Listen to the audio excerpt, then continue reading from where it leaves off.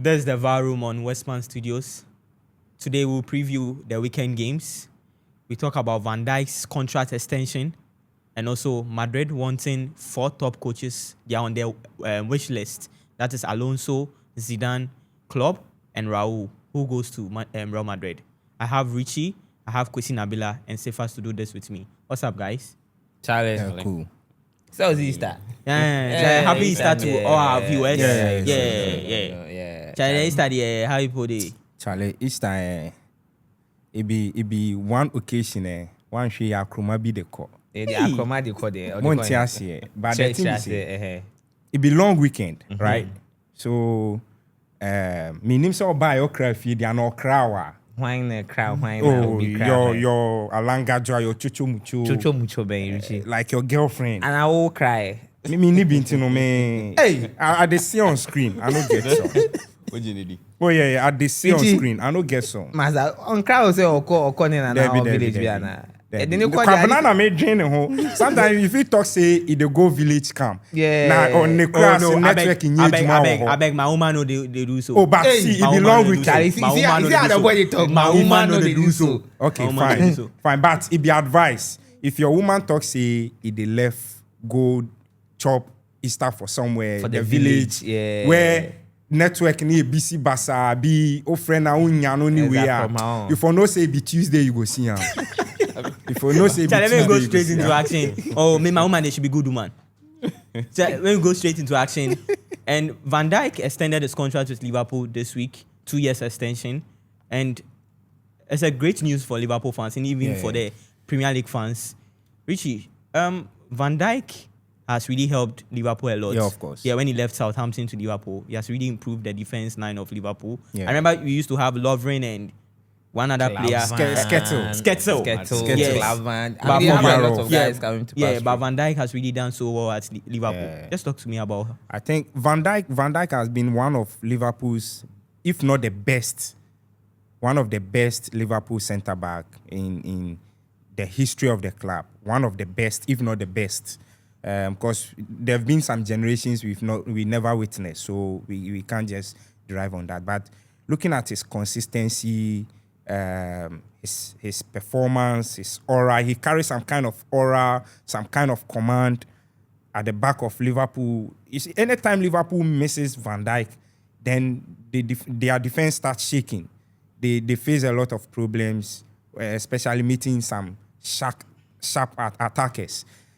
Van Dijk, this whole thing, it's good.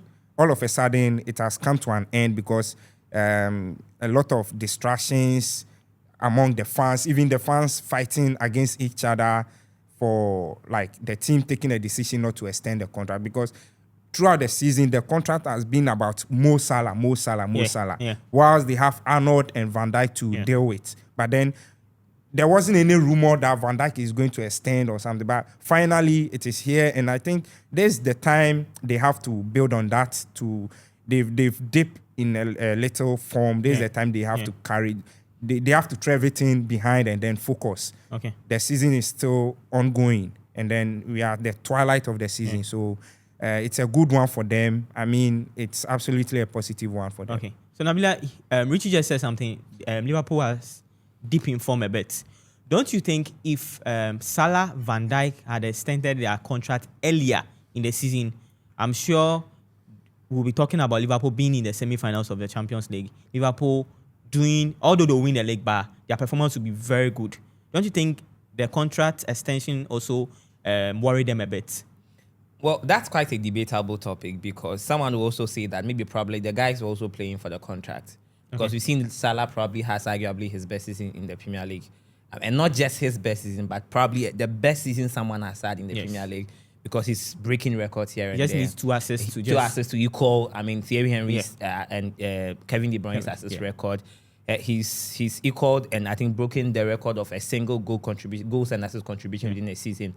He's done so well for himself. And the flip side of that argument would also be that maybe probably because he had the contract playing on his mind, it's energized him to give Liverpool no other reason than to extend his contract. And a similar thing can be said for Van Dijk, which he speaks about his consistency, been an ever-present in Liverpool's backline since he came to join the club. And so I think, yes, on one side, I agree with you. Maybe probably if that assurance had been made and they had extended the contract earlier in the season, maybe, just maybe, they may have had that calm, that assurance is knowing that nothing will be playing on their mind and they'll go on, to give their all in the league and both in the Champions League. But on the other side, too, I also think that maybe just because that thing was also hanging, it gives them the zeal to prove to Liverpool that we are the guys, we are the mainstays. If you don't extend these contracts and we go elsewhere, maybe shockingly move across the park to maybe City or to to Chelsea or to wherever, you are the one going to be at a loss. So for me, it's two ways of the conversation when we are looking at it. Okay. So first, this week, Van Dijk's former coach, Klopp, was in the news about Real Madrid wanting him at the club. And also, we also saw in the news that Alonso, Raul, and Zidane are among the wish list of Real Madrid's next coach to replace Ancelotti, which we are told he will leave at the end of the season, or even after the Copa del Rey final next week, Sunday. To you, who do you think is best fit to help Real Madrid?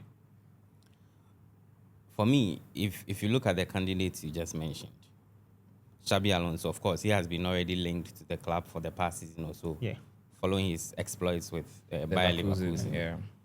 Raul is also there, very little experience as far as coaching is concerned. Jurgen Klopp, he needs no introduction. Yeah. Look, the juggernaut Hansi Flick is trying to build at Barcelona. Real Madrid, just like any other season, would want to counter it. Okay. And so if you look at the coaches on paper, for me, I'm looking at the coach that has the clout. I'm looking at the coach that will walk into that Real Madrid dressing room, with the personnel to be able to command a few things. Yes, Jurgen Klopp has come out to say that he'll only be willingly to take this job if he has control over issues, especially in the transfer market. Yeah. And so I think it's one thing that Florentino Perez will have to look at. What Hansi Flick is doing with Barcelona is extremely brilliant. Yeah. So he needs someone who will walk into that dressing room, talk to the likes of Mbappe, the likes of Vinicius. Look, this is what I want you people to do. We saw Klopp under Liverpool, or when he was in charge of Liverpool, and we saw how, his genuine pressing. We saw how Liverpool they became a dominant force in the Premier League. For me, I think Real Madrid should go for Jurgen Klopp. You don't think Zidane is going to help? Because Zidane helped that club when he was there at his first back to back. Yes. He's done his bit with Real Madrid. I don't think a second coming will be something they should think about. No. Okay. So you don't really agree with the second coming of things? No. Okay. For me, once you have your stints, you do what you have to do. You move on. The club also moves on. We've seen instances where coaches have come back or players have come back to clubs, and of course they've delivered.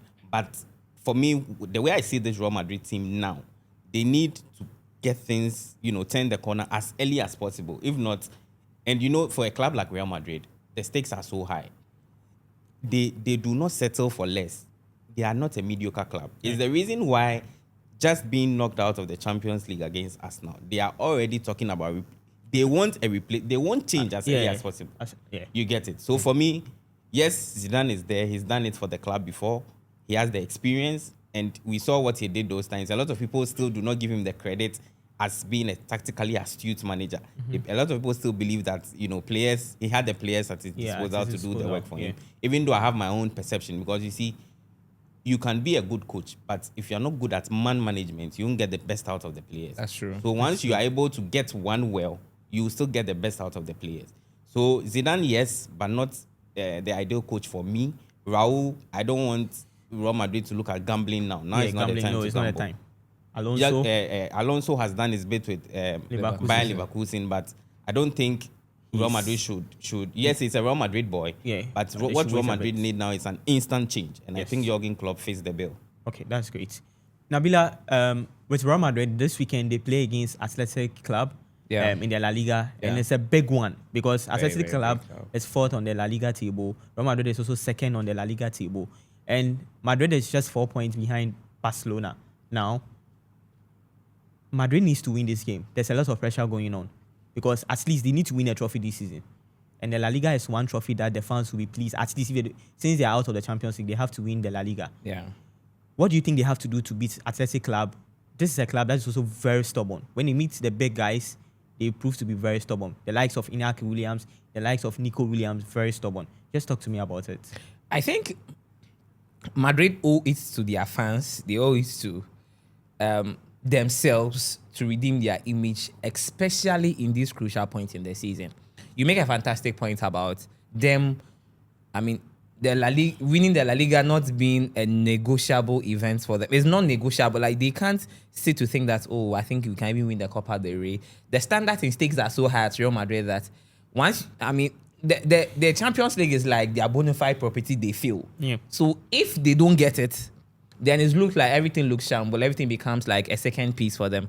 But coming in against an athletic club side, that day themselves are also no slouches. They fought on the La Liga table. I mean, getting things seems to be going right for them. Semi-finals of the Europa League. They are brilliant with confidence, and Madrid are rather low on confidence. Yeah. If I'm supposed to predict this game, for instance, I may see a draw in here because, of course, Madrid may want to come in, try to like show off, prove to Athletic Club that they are the big boys. But listen, this is the point that if you're a big club and you're not careful, you become so vulnerable that it becomes more or less like the players have lost the UCL. They have done tools now. They look out of confidence. They look out of form now. It's like they are demoralized. We've lost what we think is our birthright. So where is the motivation? So I think that Madrid need to motivate themselves enough. This match, I don't think it's more of tactics. I don't think it's more of whatever Carlo is going to do on the ball or off the ball. I think it's more to do with the pride of Madrid than it has to do with, I mean, the whole tactical setup that Carlo is going to play. He needs to bring his man management as people have really ascribed to him to play now. He has to motivate the guys, let them know that we may have lost the UCL, but there's a La Liga that we can compete to win. Though Barca is ahead of us. We also have the Copa del Rey coming on board. And so I think Carlos' man management will be put to test now. Of course, he's proven it time and again that he's a brilliant man manager. But this is the time that he should speak to the Vinicius, the Bellinghams, the Mbappe will miss this game because of the red card that he had. So whatever it is, he should be able to let the guys know that though Arsenal may have beaten us, but we have some pride to salvage. This is Real Madrid. And they should just go out there and play their game. And I think if they are able to motivate themselves enough, they will be able to beat Athletic Club. Okay. So, Richie, let's go to Madrid's rival. That's Barcelona. Yeah. This weekend, they play against Celta Vigo. And Celta has been a team that whenever they meet the big guys, they are also very stubborn. Yeah. In the first round, they played a 2-2 draw against Celta. Barcelona were leading 2-0. And within some minutes, Celta just equalized all those 2 goals. Yeah. This is a big one for Barcelona because they have to win this game. Because I'm told they are eyeing the treble. Yeah. No, already they've even won the Super Cup. No, but the treble is the treble should be the Copa del Rey, the Champions League. The Champions League, yeah. So they are eyeing the treble. So there's a game that they have to win to just extend their lead on the league table. Yeah. What do you think Barcelona needs to do to just win against Celta? Well, Barcelona is facing a team. They've been struggling, like in their recent meeting, and Celta this season has been very good per their standard. They've put in a lot of work, and they are on the 7th position. I think, 7th position, which it is even possible for them to be in top 4 if they could. Yeah, they are chasing European. They are chasing the European slot. For top 4, I doubt, but maybe for European. It is possible because Athletic Club has 57 points. Yeah, they are behind Real fourth, Betis. And Celta is 7th with 43 points. Celta have played their last 5 games. They've lost only 1, winning 3 and then drawing 1, which is very impressive. They can also be in the top 4. You can't take them out. I'm just talking about the point difference because the point difference between Celta and Athletic Club is it's 14 points. It's about Villarreal. It's 14 points. Villarreal. And now we have about 8 games. No, I think they also have 5 slot for Champions League. Oh no. They have it's 4. Yeah, they have 4. Yesterday, by virtue of Bilbao's win, they now have 5. So Spain has Villarreal 51 points, and then Celta Vigo 43 points. That's 8 points. It's not enough. They can still go ahead and then change that slot. It is possible because they are playing very well. Barcelona, after losing to Dortmund, we are just going to see how And that was their first loss in 2025. Yeah. And I don't know if this could affect them, but I don't think it can have an effect on their performance because Hansi Flick and the boys have a great mentality this season. They are putting in a lot of work. And Barcelona is definitely going to bounce back from the defeat. And then because they know they are chasing the league, they know they need a point. They need a point to win the league. Madrid is, I think, 4 points. 4 point difference. Yeah. So 4 points is just like a draw and a lose for Madrid to catch up. So and most of when they have the Clasico coming Yes. up to us. yes. And the Copa del So Rey final. Madrid have a chance. Okay. They also have a chance to win the La Liga. Yeah. So you don't, in such game, although you are facing a strong Celta Vigo a team, and it's going to be a difficult match. Yeah. But I don't see Barcelona dropping Any any point. point in this game. Okay. Yeah. So in the Serie A this weekend, Nabila, we have the two teams that are really competing to win the title, Napoli and Inter. They are both playing away this weekend. Yeah. Inter playing away to Bologna and Napoli playing away to AC Monza. Yeah. And there's a lot of pressure on Antonio Conte to at least win a trophy for Napoli. And also for Inter, with their impressive performance in the UCL, they are in the semi-finals of the UCL and they'll meet Barcelona. And Inzaghi doing so well at Inter. What do you think Inter has to do to just stop Bologna? Because Bologna this season are also playing so well. They are playing very well this season that we need to applaud them. What do you think they have to do? Well, Inter are full of confidence, and like you mentioned, but unfortunately, they are facing a very stubborn Bologna side. Yeah, they are fit on the league table. There's a Bologna side that drew 1-1 against Napoli. I think yeah. I think 2 weeks ago, 3 weeks ago. Yeah. So you go see say like if Inter are not careful, they may drop points here. I think that Inzaghi should be able to. You see, at this point of the season, I keep saying that it's not. It has a lot more to do with the mentality of the players and wanting to win whatever title is at stake than it has to do a lot more to do with tactics. Yeah. Because you see, you get to point in seasons when if you are a title winning side, you really do not have to play absolutely well to win your league. Okay. Or even the Champions League, you don't have to play absolutely well. Make sure that if it is a 1-0 win you are getting, you are grinding out the result. If it's a 2-1 win, if it's a 3-2 win, you are making sure that once you even take the lead, you defend your lead. So for me, I think that Inter has what it takes to beat Bologna. I'm not saying that Bologna would beat Inter. No, but what I'm saying is that Inter are going away against very tough customers in Bologna. So Inter should just play their normal game, but Inzaghi should be able to tell the boys that, guys, listen, this is the business end of the season. Just go out there, do a professional job for me, and let's win the league. Okay. Yeah. Okay, so that's great. So in the Bundesliga, Bayern plays away tomorrow, and they are 6 points behind, and they are 6 points ahead of Bayern Leverkusen, and they have to win this game to at least extend their lead, and that will be Harry Kane's major trophy ever since I'm sure he was born.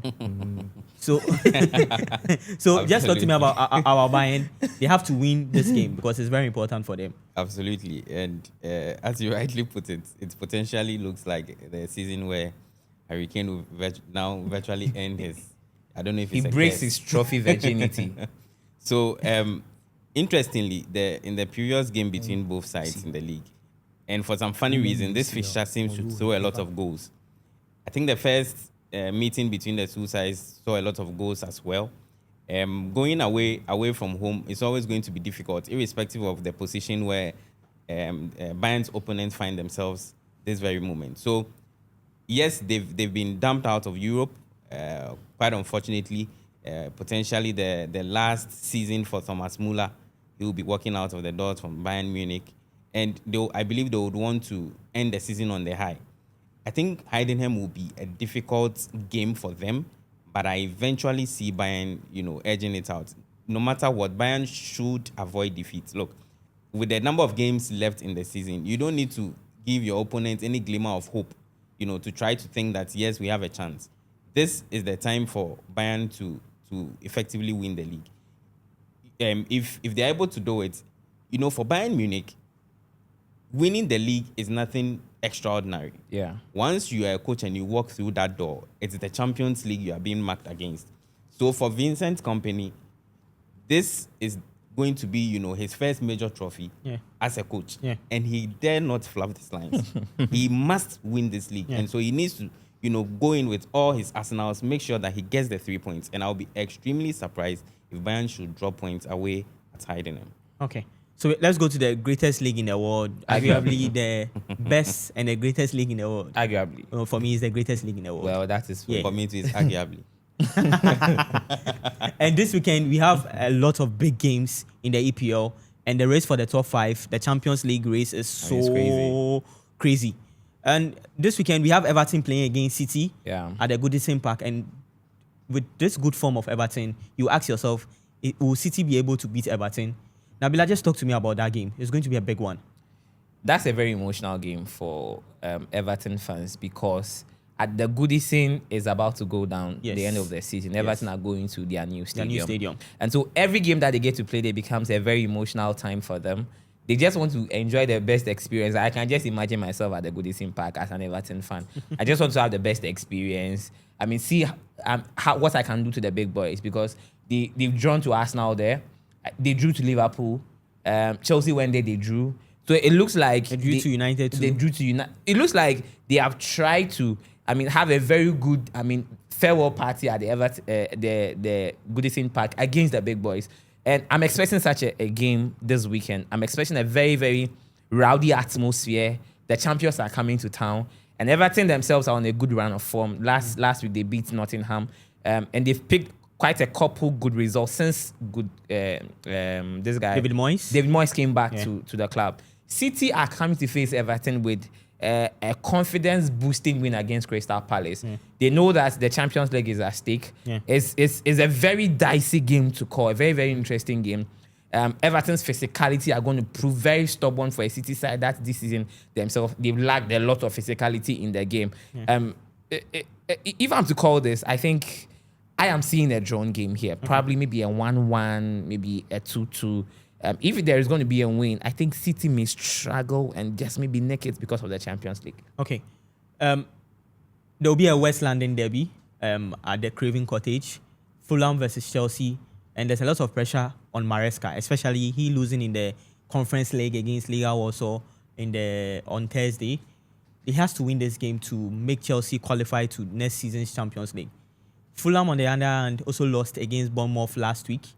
And Fulham wants to qualify at least to Europe next season. Chelsea fans don't want to see Europa. They don't want to see Conference. They are tired.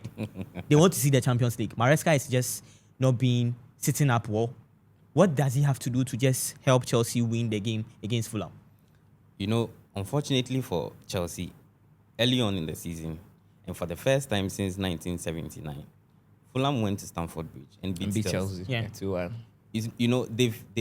I've been thoroughly impressed with Fulham and what they've done this season. Yes, Chelsea find themselves in a better position or well placed as compared to Fulham, but they are a difficult opponent to play against, especially this season. Yeah. And it won't come easy for Chelsea, looking at the fact that they've blown hot and cold in recent times. Look, this Chelsea team have been very poor. In midweek, yes, they may have gotten the results in the first leg, but I expected them to beat Legia Warsaw at home. And so I was surprised when they ended up losing that game as well. When things happen like that, the confidence of the players seem to fluctuate, and that's not what you need, especially at this crucial time of the season. It's going to be difficult for Chelsea, trust me. And if they are not careful, Fulham potentially may nick it. Okay. So the Europa League semi-finalists, Tottenham, will play against top form Forest, although they lost last week against Everton. Richie, this is a game that will be a very big one because Forest needs to win to just at least secure the Champions League spot because now there's a lot of pressure. Their fans want to at least qualify to the Champions League next season. It's been a long time Nottingham appeared on the Champions League. It's been years. Yeah. It's been over almost like 2-3 decades. Yeah. They've not found themselves at the European terrain. And this is an opportunity for them to, get back on track. But it's becoming a difficult one because they've bottled some couple of games on a row, which could have masked a point for them to be in a better position. Spurs will be playing Nottingham on Monday. Spurs is not actually in the scene of, the top four. Spurs is not playing for anything now because they are not threatened by relegation. Neither do They they. play for the European places. So they are just in the league. But when you listen to their coach yesterday after their game against Frankfurt, you could see clearly that he's eyeing for the Europa League Of trophy. course. Yeah. There's a whole lot of pressure on him. Yeah. In terms of the positioning Yeah. where they lie. Yeah. And the fans already want him out. For a few weeks ago, the fans were just calling his name out. They want him out, and then they want to get a new manager to, try and come maybe in the top 10, which is not possible. They are sticking to Angel Postecoglou. What's the name? Yeah, Postecoglou. And this there's been a lot of pressure on this man since like the beginning of season to now. He seems to be very stubborn on his tactics. They've been questioning about the high line and so many things, and he's not trying to make everything work as in the way they want it. Okay. This game will be a game. I think there's more pressure on Nottingham than Spurs. So who do you think will win that game? It's going to be very difficult for Nottingham because Spurs will also be using this game as a preseason to their Europa League. Okay. So I see a double chance for Spurs. Okay, so quickly, let's just do this. Aston Villa, Newcastle, that's another big one in the EPL this weekend. Very big big. one, Yeah. big one. Yeah. Because both clubs wants to qualify for next season's Champions League. yeah. And Aston Villa are playing well. Newcastle are also playing well. Newcastle in some top form, Yeah. scoring United 4-1 and also winning against Palace 5-0. 5-0. So in their last two games, they've scored 9 goals and conceded 1. Very And fine. that's brilliant. So Aston Villa, Newcastle, I just want a quick answer. Who do you think is winning in Nabila? Aston Villa, Newcastle? With the form of Newcastle, I'll go for a Newcastle win. You go for a Newcastle win. Yeah. Say first, I side with Nabila. Newcastle win. Newcastle win. Richie, I see a draw game. I see Aston Villa winning.